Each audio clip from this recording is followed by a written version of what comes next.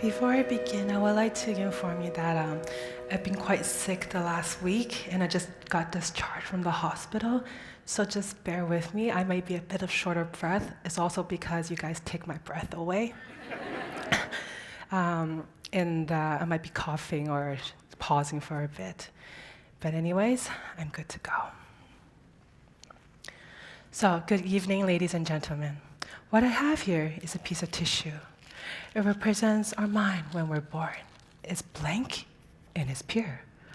Over time, it will develop creases and fold, representing us experiencing life ups and downs. Some experiences will be predictable, while some are unforeseeable. And sometimes when we experience downs, we will feel sadness, despair, and loss of hope. Sir, please stand up. Would you kindly tell me where you think the ball is?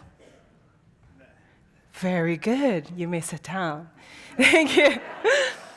Well, I think we can give our patients, families, and even strangers some comfort, strength, and even joy when they need it the most. Tonight, I'd like to share with you a journey of mine, how one of my downs inspired my hopes for healthcare and how I care for patients. When I was 6, I was diagnosed with a ruptured appendicitis, requiring urgent operation. Unfortunately, I became quite septic, requiring temporary life support. Had it not been initiated at that time, I would not be standing here speaking to you today. When I was in that hospital bed, I was very scared. But I distinctively remembered this one nurse with a halo above her head telling me, "You're safe, and I'm your nurse who'll be taking care of you today." My throat was sore, and it burned when I swallowed because of the tubes inserted in my mouth. I was not able to talk, but somehow this nurse knew what I was experiencing. To ease and numb my discomfort, she gave me an ice sponge to swab inside my mouth. Her words and her attentiveness is something I had not forgotten. Together with the influence of my mom, who's also a nurse, I pursue nursing. So how does my magic fit into my personal story? Working in the hospital, I've taken care of patients during their sickest time. I've witnessed lives lost and consoled many families during this challenging health crisis. I feel I can do more, thus I went to find ways to cheer them up. That opportunity came when I was inspired by a magician who performed a routine where doves flew out of thin air. At that moment, I was determined to study the magical arts under Cal and later on Oslin, and successfully became a magician myself named Fate. I then began to perform magic for my patients in hope to bring more smiles and positive energy to uplift their mood during their hard time. Eventually, I started producing Vegas-style magic and illusion shows to raise funds for the hospital. During the last show, my team and I raised over $10,000, and we donated to the Surrey Hospital ICU. The purpose of the fund was to help ease the anxiety and overall experience being in the ICU. For example, the money went into purchasing DVD players that are to be used in patient room to help reduce the effects of delirium that unfortunately is a common occurrence in the ICU. We also got a coffee card for families to allow them an opportunity to step away from the chaos of the ICU to enjoy a warm cup of coffee. Furthermore, we also bought memory boxes to assist families in transition of loss and grief.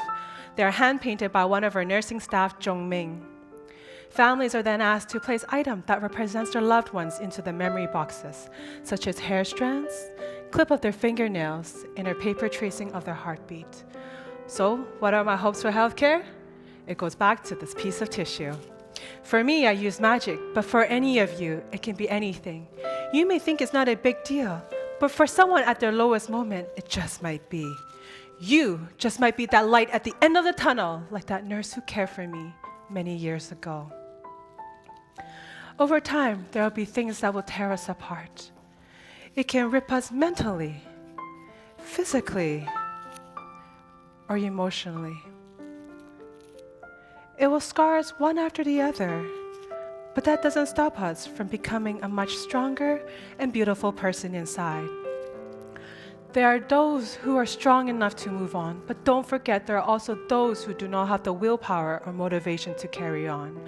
When I was at my lowest and sickest, there was always a helping hand, regardless if it was a person I knew, a stranger, or a new healthcare professional I came across. My hope is to recruit people who want to join me to make a difference. For example, these are my coworkers who I've been working with, who have supported all my causes, and of course created and implemented their own act of kindness, like an example I mentioned earlier. I know, it's hard. We all have our own personal trials and challenges we're dealing with every day. There are a million things we need to remember and to be on top of that may make it hard to be sympathetic or empathetic for others, like our patients. But I know that the smallest effort can make a huge difference, because I'm a living proof. We will have our own reasons while we're busy with our lives. But sit back, enjoy a cup of water, tea, wine, whatever you like to drink, and reflect on yourself. What can you use your strength with to help those experiencing their downs? A series of interconnected and unpredictable experiences had led me here tonight, something I also call fate. To end my speech, I'd like to reiterate that if we continue to make good influence on each other, it will motivate each and every one of us to implement our own act of kindness towards those experiencing their down. As the smallest joy is what's going to make a big difference.